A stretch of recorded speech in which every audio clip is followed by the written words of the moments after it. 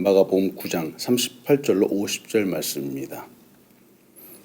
하나님, 이 시간도 우리에게 귀한 말씀 주셨습니다. 이 말씀 통해서 우리 자신을 돌아보고 이 땅에서 예수님의 제자의 삶을 잘 살아가는 우리 사람들 될 수 있도록 인도하여 주시옵소서. 부족한 점을 감춰주시고 하나님의 영광만이 드러나게 인도하여 주시옵소서. 예수님의 이름으로 기도합니다. 아멘. 할렐루야. 오늘도 귀한 은혜의 자리에 오신 여러분 주님의 이름으로 환영합니다. 이 아침에도 우리의 기도로 힘을 얻는 우리가 되길 축원합니다. 사실 저는 누군가에게 질문을 받는 것을 그렇게 좋아하지 않습니다. 왜냐하면 질문을 받게 되면 그 질문에 대한 답을 해야 되기 때문에 그렇습니다. 우리는 누군가에게 이렇게 질문을 하기도 하죠. 또 질문을 받기도 합니다. 이유는 답을 얻기 원하기 때문에 그렇죠. 간단한 길을 물어보는 질문이라면 아마 쉽게 대답할 수 있을 겁니다. 그러나 혹시 인생에 대한 질문을 받는다면 어떨런지요? 예수님은 이 땅에 다시 오실 것입니다. 반드시 오십니다. 그때는 심판하기 위해서 오시죠. 그런데 그때는 우리 사람들에게 참 불편한 질문을 하실 것입니다. 사람들이 귀를 막고 또 결코 듣고 싶지 않고 말하고 싶지도 않은 그런 질문을 하실 겁니다. 사람들이 당당하게 자신 있게 대답할 수 있는 질문들이 있습니다.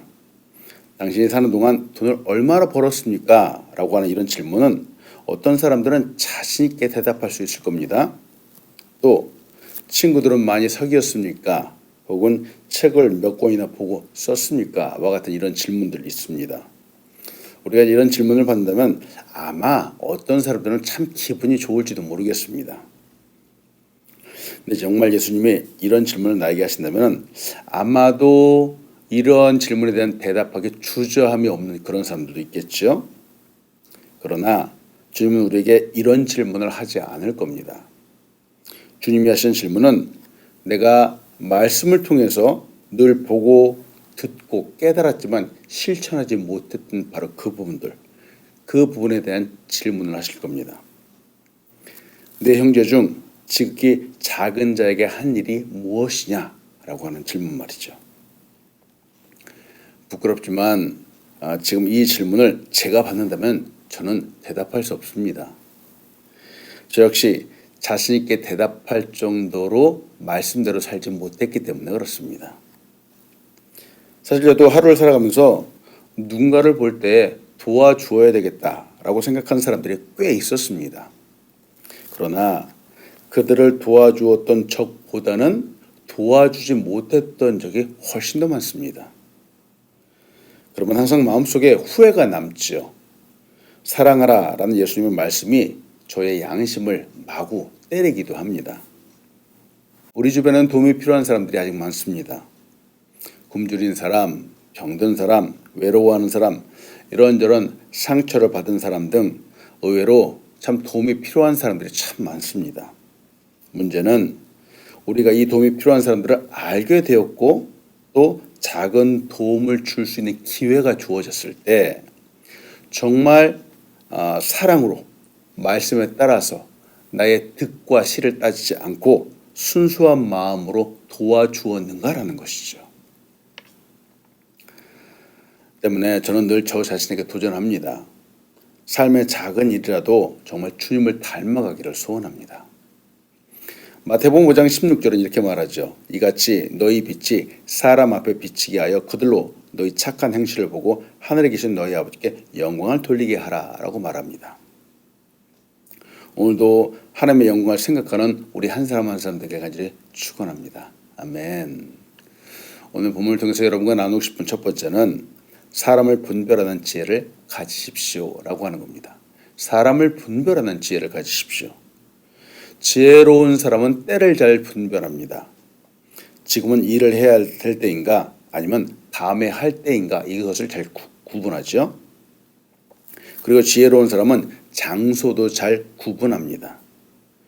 지금 이곳은 내가 있어야 할 장소인가 아니면 가지 말아야 할 곳인가 혹은 빨리 떠나야 하는 곳인가 하고 역시 잘 구분하게 됩니다. 그리고 지혜로운 사람은 함께 있는 사람들을 잘 구분합니다. 물론 우리 주변에는 사람들을 사랑해야 됩니다. 우리 주변에 있는 사람들 말이죠. 사랑해야 된다는 것은 우리 그리스도인의 본분입니다. 그런데 누군가를 사랑하는 것과 그와 함께 일하는 것, 동역하는 것은 조금 다른 차원의 일입니다. 하나님의 영광을 위해서 사람과 동역하기 원하지만 나와 함께 하는 사람들이 누구인가를 잘 분별할 수 있어야 됩니다. 오늘 본말씀 마가복음 9장 38절로 40절을 봅니다. 요한이 예수께 여쭤오되 선생님 우리를 따르지 않는 어떤 자가 주의 이름으로 귀신을 내쫓는 것을 우리가 보고 우리를 따르지 아니함으로 금하였나이다. 예수께서 이르시되 금하지 말라. 내 이름을 의탁하여 능한 일을 행하고 즉시로 나를 비방할 자가 없느니라. 우리를 반대하지 않는 자는 우리를 위하는 자니라. 예수님은 오늘 본문 바로 앞에서 주님을 따르는 제자의 특징에 대해서 말씀해 주셨습니다. 사랑의 섬김과 봉사하는 사람이라고 이렇게 말씀해 주셨죠. 특히 작은 자를 섬기는 사람에 대해서 말씀해 주셨습니다. 어린아이를 영접하는 자가 곧 주님을 영접하는 것이다 라고 말씀해 주셨죠. 그런데 이 말씀이 끝나기가 무섭게 바로 요한이 자기가 보고 느낀 것을 그냥 그대로 자기의 생각대로 지금 예수님에게 말씀하고 있는 겁니다. 근데 그 생각이 그 말이 참 편협합니다. 어떤 사람이 예수님의 이름으로 귀신을 내쫓았습니다. 근데 그 사람이 자신들과 함께 하지 않는 겁니다. 따르지 않는 겁니다. 그래서 그들을 반대하였다라고 말하죠. 이를 두고 예수님이 말씀하시는 거죠. 이 요한의 모습, 그의 행동을 보면서 우리의 모습을 한번 보기 원합니다. 꼭 교회, 신앙생활에서뿐만 아니라 일상의 우리의 삶에서도 사실은 이와 비슷한 경우들이 참 많습니다. 그 사람이 하는 일이 분명히 잘하는 건 맞는데 그가 하는 그 뜻, 어떤 방법들이 나와 다른 경우들이 바로 이와 같죠. 그때 사람들은 나와 뜻이 다르다고 비방하고 잘못되었다고 비판하는 경우가 있습니다. 이때 잘 보아야 됩니다.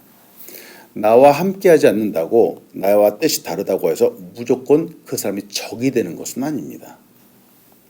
그 방법이나 절차가 다르고 또 생각이 다를 뿐이지 결국은 선을 이룬다라는 것을 우리는 꼭 생각할 수 있어야 되죠. 근데 이와 반대의 경우가 있을 수 있습니다. 나의 옆에서 늘 나와 동조해 준 것 같은데 나와 함께 일을 하는 것 같은데 나중에 전혀 다른 결과를 추구하는 그런 사람도 있습니다. 마치 적과의 동침과 같은 그런 경우가 있을 수 있죠. 그래서 지혜로운 사람은 사람도 잘 구분해야 됩니다. 예수님과 함께 있었던 제자 중에 가롯 유다가 있습니다. 유다는 다른 주변 제자들에게 보여주는 그 유다의 모습은 정말 그 이미지는 완벽했습니다. 심지어 예수님이 나와 함께 그릇에 손을 넣는 그 사람이 나를 팔 것이다 라고 마태복음 26장 23절에서 말씀하셨습니다. 그래서 정말 예수님과 함께 가룟 유다의 손이 그릇에 들어갔고 함께 있는 제자들이 이 모습을 다 보았습니다. 그런데 다른 제자들은 그 어느 누구도 유다를 의심하지 않았습니다. 왜 그랬을까?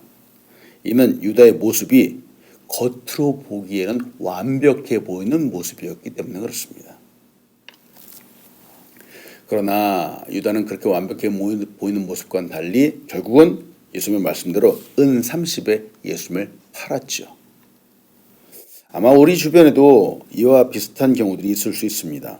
어떤 사람이 겉으로 보기에는 까칠해 보일 수 있습니다. 좋은 성품이 아닌 것 같아 보일 수도 있습니다만 그가 추구하는 일이 우리와 같은 경우가 있습니다.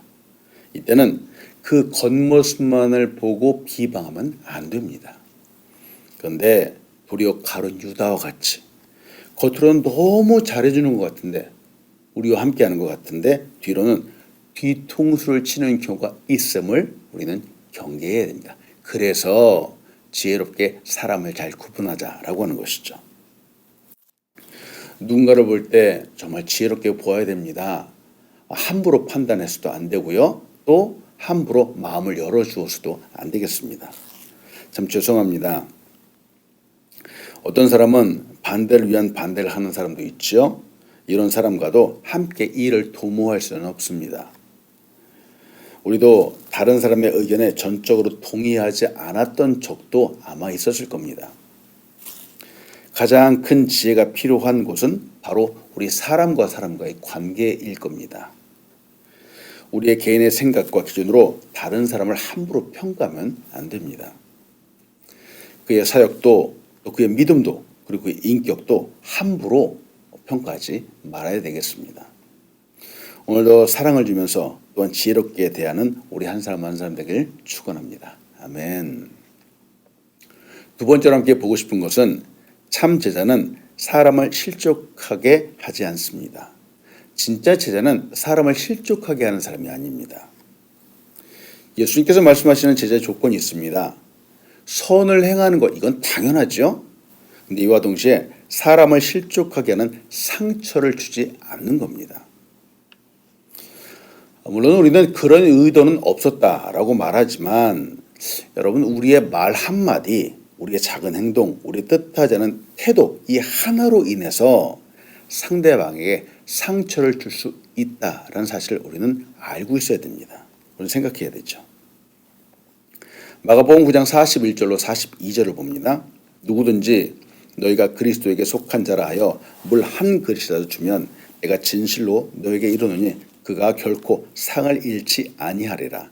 또 누구든지 나를 믿는 이 작은 자들 중 하나라도 실족하게 하면 차라리 연자 맷돌이 그 목에 매여 바다에 던져지는 것이 나으리라. 아마 이 세상에서 가장 어려운 것 중에 하나는 바로 사람들과의 관계를 맺는 것일 겁니다. 수학에서처럼 딱딱 이 답이 나오는 것처럼 사람들과의 사이에는 정답이 없습니다.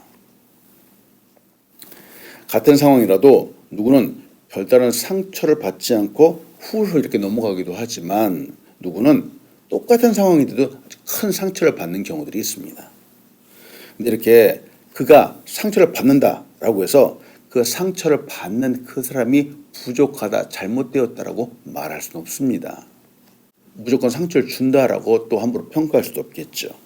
그래서 이 사람들과의 관계가 바로 예술이라고 하는 겁니다. 지금 예수님도 제자들에게 이 관계의 황금률을 말씀하고 계십니다. 아름다운 관계를 위해서는 먼저 선을 베푸는 것이 필요합니다. 물 한 그릇이라도 먼저 주어야 됩니다. 이는 그 사람의 필요를 알아야 한다라고 하는 말이기도 하죠. 누군가의 필요를 먼저 알아주는 것, 그에 합당한 선을 베푸는 것, 바로 이것이 지혜이지요. 그리고 사랑입니다. 이렇게 사랑하면서 그 사람의 관심을 갖게 된다면은 그의 필요가 보이게 됩니다. 그리고 선을 베풀 수 있죠. 제자들에게 필요한 지혜가 바로 이와 같은 지혜입니다. 그러나 이와 반대인 경우가 있음을 우리는 경계해야 됩니다. 예수님이 이를 경고하시죠. 이는 사람을 실족하게 하는 경우입니다. 그런데 이 사람은 세상 사람이 아니라 바로 믿는 사람이야. 믿는 사람 사이에서 바로 이와 같은 일들이 이루어질 수 있습니다. 예수님이 경고하시는 부분은 행동을 하는 나의 잘못, 나의 그릇된 행동이 바로 문제이죠. 상처받는 사람의 부족함 때문이 바로 아닙니다. 그래서 제자는 나 자신보다 먼저 상대방을 생각할 수 있어야 됩니다. 여기서 생각해 봅니다. 아마 우리도 이 교회 공동체에서 생활을 하면서 크고 작은 상처들을 받았을 겁니다. 내가 상처받았을 때는 언제였는지요? 어떤 경우에 여러분 상처를 받았는지요? 내가 받은 상처를 한번 생각해 봅니다. 나에게 혹시 상처를 준 그 사람은 아마 그렇게 대수롭지 않게 넘어가는 경우도 있었을 겁니다. 아마 그 사람은 나에게 농담이었을지도 모르겠습니다. 그런데 나는 상처를 받은 거죠. 입장을 바꿔서 생각해 보는 거예요. 나는 그냥 대수롭지 않게 말을 하고 행동을 했는데 상대방은 상처를 받을 수 있습니다. 제자라면은 예수님을 따르는 사람이라면은 바로 이 부분을 생각해야 됩니다. 늘 신경 써야 되죠. 왜냐하면 우리와 함께하는 이 사람들이 사실은 너무나도 쉽게 상처를 받을 수 있는 사람들이기 때문에 그렇습니다. 예수님에게 소중하지 않은 사람은 없습니다. 비록 그의 외모가 허름해 보이고 또 그의 분위기가 다르게 보인다 할지라도 그 사람은 예수님의 십자가의 공로로 구원받을 만한 소중한 사람입니다. 때문에 함부로 대하거나 그 사람을 실족하게 하면 안 됩니다. 성경은 예수님은 이렇게 상처를 주고 실족하게 하는 사람은 연자맷돌을 목에 달아서 바다에 던져지는 것이 낫다라고 말합니다. 참 너무한 표현입니다만 이 표현 속에 담겨 있는 그 뜻은 예수님은 한 사람 한 사람을 너무 소중하게 여기신다라고 하는 거죠. 어느 누구도 함부로 상처를 받아야만 되는 그런 사람은 한 사람도 없습니다. 무가치한 인생은 이 세상에 없다라는 것을 말하는 거죠. 예수님께서 이 한 사람을 이토록 소중하게 여기시는데 우리는 그 사람을 함부로 대할 수 없습니다. 때문에 오늘도 손을 베풀고 그 사람을 실족하지 않게 사랑을 베푸는 우리가 되기를 간절히 축원합니다. 아멘. 끝으로 세 번째로 같이 나누고 싶은 것은 나의 내면을 경계하십시오 라고 하는 겁니다. 나의 내면을 경계하십시오. 제자는 주변의 사람들을 보는 것과 동시에 자기 자신을 잘 돌볼 수 있어야 됩니다. 즉 나의 내면, 내 속에 있는 죄악이 있는가를 늘 경계해야 됩니다. 사실 믿음의 길에서 가장 큰 원수는 늘 나의 내면에 존재하는 경우들이 많습니다. 마가복음 9장 43절로 47절입니다. 만일 내 손이 너를 범죄하게 하거든 찍어버리라. 장애인으로 영생에 들어가는 것이 두 손을 가지고 지옥 곧 꺼지지 않는 불에 들어가는 것보다 나으니라. 만일 내 발이 너를 범죄하게 하거든 찍어버리라. 다리 저는 자로 영생에 들어가는 것이 두 발을 가지고 지옥에 던져지는 것보다 나으니라. 만일 내 눈이 너를 범죄하게 하거든 빼버리라. 한 눈으로 하나님의 나라에 들어가는 것이 두 눈을 가지고 지옥에 던져지는 것보다 나으니라. 우리의 믿음 생활, 신앙생활에서 경계하고 금해야 하는 대상은 바로 다른 사람이 아닙니다. 앞에서 보았던 어린아이도 아니고요. 또 우리의 방향과 다른 방향을 가는 그 사람도 아닙니다. 정말로 경계를 해야 하는 대상은 바로 나 자신입니다. 나의 내면이죠. 왜냐하면 비난, 비방, 선을 가르고 나누는 그 근원이 사실 그 근원이 바로 나의 안에서부터 나오기 때문에 그렇습니다. 오늘 본문은 말하죠. 범죄하는 그 원인 중에 하나는 바로 나의 손이랍니다. 손. 이 손이 범죄하면 그 해결 방법은 찍어버리라는 거예요. 또 죄의 원인 중에 하나는 바로 발입니다. 죄를 향해 달려가고 뛰어가기 때문에 그렇죠. 근데 이걸 해결하는 방법 역시 찍어버리랍니다. 또 하나의 죄의 원인은 눈입니다. 죄를 보는 것을 즐거워하기 때문에 그렇습니다. 이 해결 방법은 빼버려야 한답니다. 자, 혹시 너무한다고 생각하지 않으시는지요? 그러나 주님은 죄를 범하는 것보다 이렇게 죄를 범하는 것보다 오히려 찍어버리기도 하고 빼버리기도 해서 장애인이 되어서라도 죄를 멀리하는 것이 훨씬 더 낫다라고 말씀하시는 겁니다.